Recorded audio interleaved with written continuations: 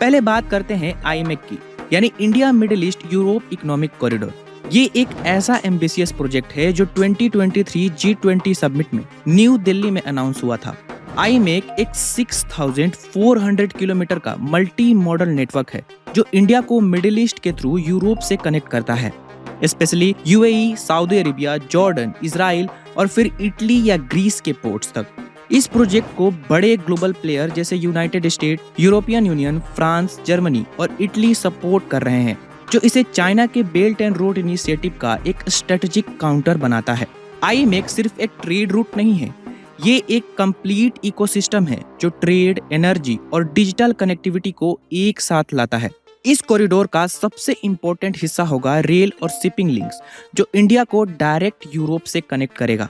इस रूट में UAE, Saudi Arabia, Jordan और इजराइल इंक्लूड होंगे, जिससे दोनों कॉन्टिनेंट के पोर्ट्स ब्रीज हो पाएंगे और नई ट्रेड अपॉर्चुनिटी खुलेगी, स्पेशली क्लीन एनर्जी एक्सपोर्ट के लिए।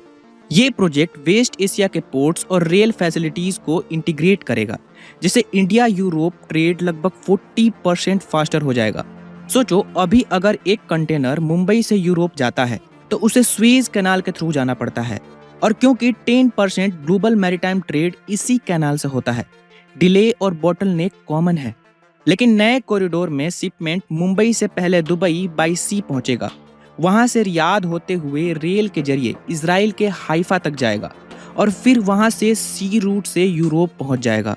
स्टडीज के मुताबिक ये कॉरिडोर ट्रांजिट टाइम को 40% तक कम कर सकता है। आईमेक सिर्फ एक इंफ्रास्ट्रक्चर प्रोजेक्ट नहीं है, ये इंडिया का ग्लोबल कॉमर्स में एक टॉप प्लेयर बनने का टिकट है।